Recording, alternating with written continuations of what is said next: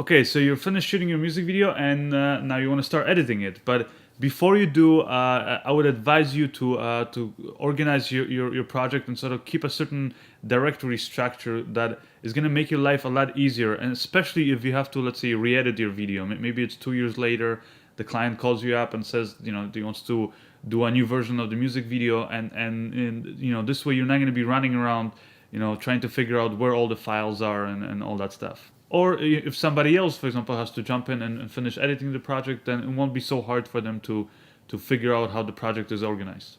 Okay, so I set up my projects. I have different drives obviously that I'm working on, and in each of those drives, I have a main folder just called projects, and that's where I save all my video projects, whether it be music videos or films or whatever it is that I'm working on.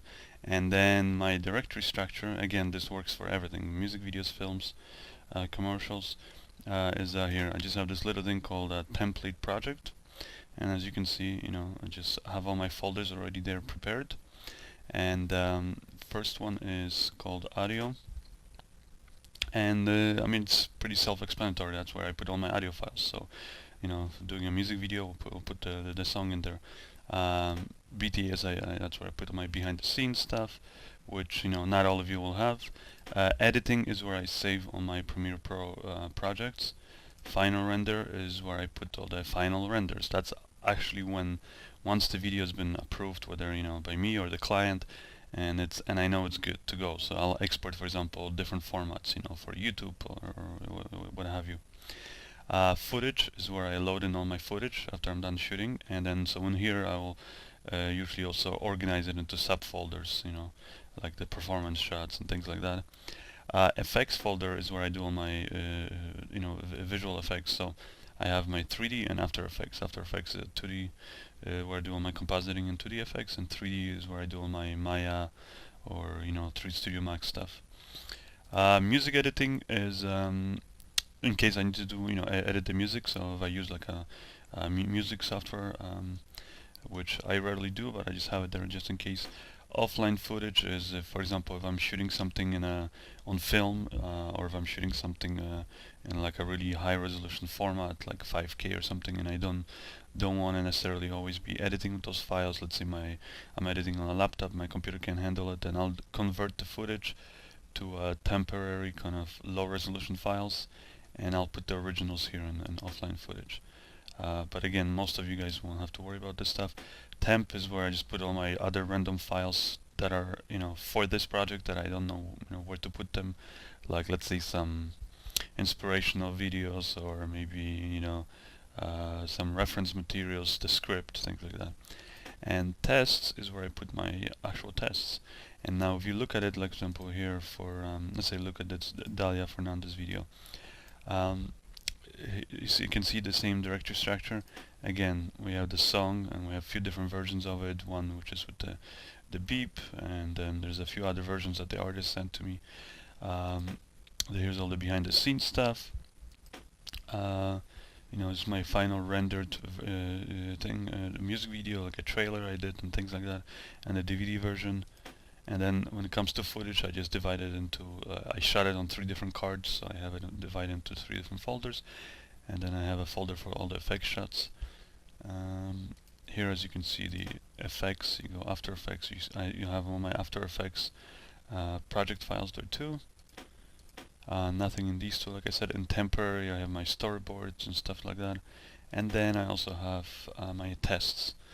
Now, when I save my files, for example, here for editing, you'll notice that what I do is I just name them sequentially. So I'll just go 1, 2, 3, 4, 5, 6. I don't ever go for this kind of stuff that I've seen people do, where uh, like many times I'll see somebody edit and then they hand me over the project and they ask me to, let's say, finish the edit for them or stuff like that. But it's a nightmare having to go through files that are just not named sequentially, because they'll have, for example, one file named rough cut 1, then they'll have rough cut 2 version B, then they'll have pretty final version 1, and then they'll have final video version 1, final video, and then final version, things like that. And it's a nightmare, because then when I look at it, I don't know really which is the file that I should be looking at, like what's the latest file that I should be working off of. Whereas here, as you can see, I have my project saved, and I usually save it into a new file. I don't ever like to save over my previous file, so I'll have like multiple project files because they're relatively small, so it's not a big problem. It doesn't take up a lot of space, but it's good to have those different the projects saved at different stages of anything ever really happens where you screwed up something, or something went wrong and you have to go back to a previous version. Then I always have it. But at the same time, it's also sequentially just numbered, and this way I always know, even if I have to go in and edit this project like 2-3 years later, I just open up the directory structure and I know, okay, this is the latest one that I have to load. Okay, so now let's start up Premiere and set up our project so we can start editing. So we'll create new project, and then we'll go to browse. We'll go to here. We'll use Dalia Fernandez as the example. So we'll go there, and then we'll go into editing, and we will. Well, actually, wait. That's just a folder that we want to choose. Yeah, there, and go select folder, and then for the project, we'll just name it. Let's say tomorrow, tonight, and just just put 1 behind it, and then go OK. Again, here it doesn't really matter. You can click whatever sequence you want, and I'll show you guys why in a second.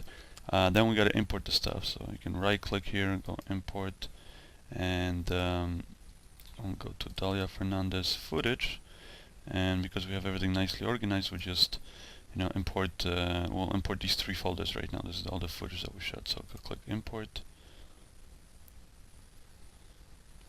and it's gonna always tell you, because there's other files here that Canon Digital SLRs put in there.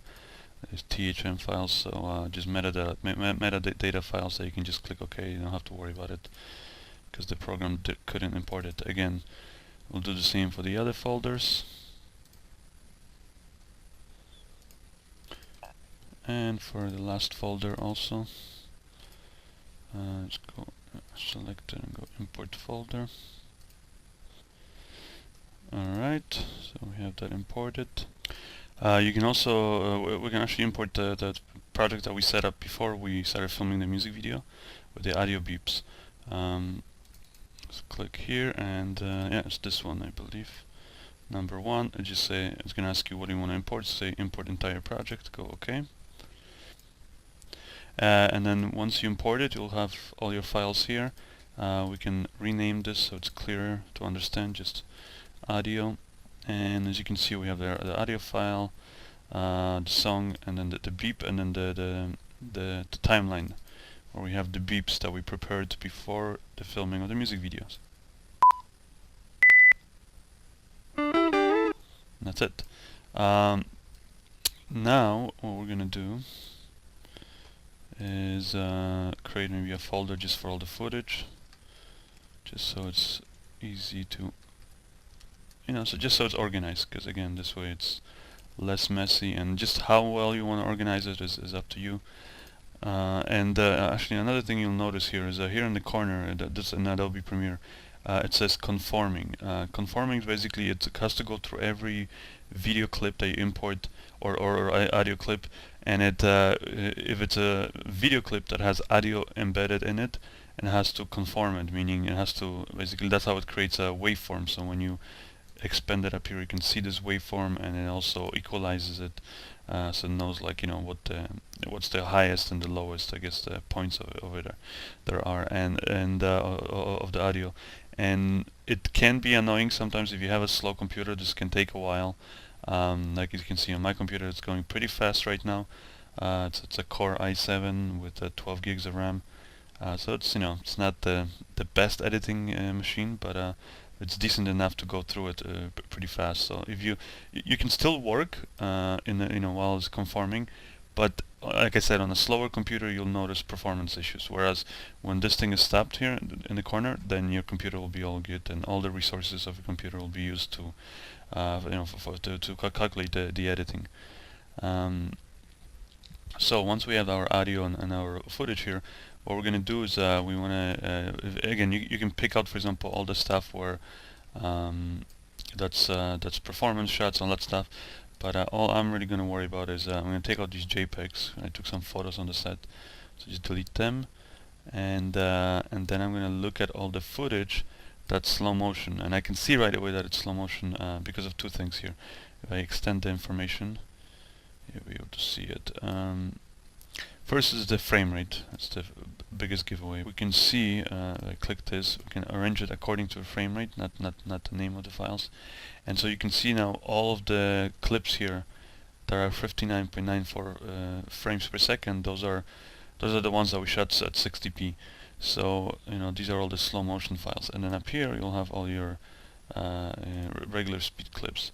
So what we're going to do is we're just going to select all of these slow motion clips, and we'll just put it aside here. Just take it to the side, and we'll do the same thing here. So take all the slow motion clips, and the ones that are 23.976, those are actually 24 frames per second, so we won't worry about them. And then the same thing here. There's all the slow motion stuff. Okay. And the rest of the footage we can just sort of maybe put it into one single folder. Delete this folder. Same thing with this. So we know this is our regular speed stuff. So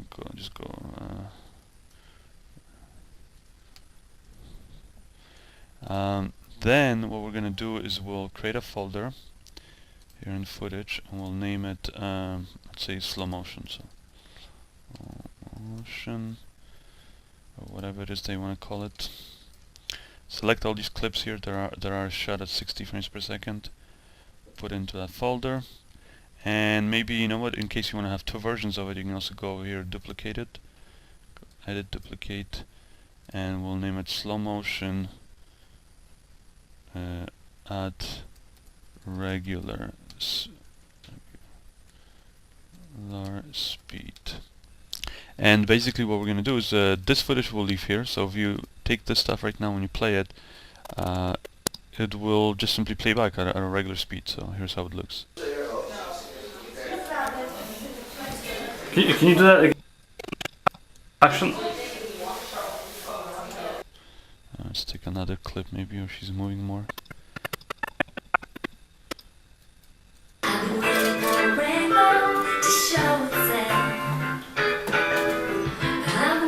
So that's how it looks. And now this stuff here that we called slow motion, we'll select all those clips again, and right click on it, go modify, interpret footage. And here's where the slow motion magic happens. Just click here, assume this frame rate, and then we'll type in 24, or if you want to be more accurate, it's actually 23.976, and just click OK.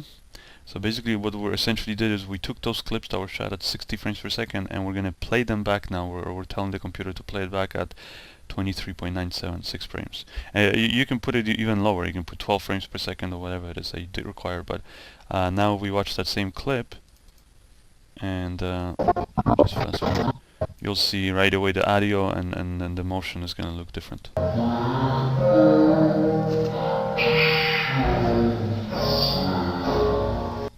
So that's how it looks.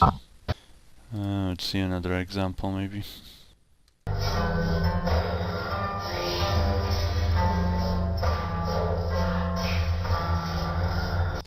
So as you can see, it's slow motion footage now. But you see now why I duplicated it before I did that. So this way I have all those same clips at a regular speed in case you need it. And that's it. It's pretty simple.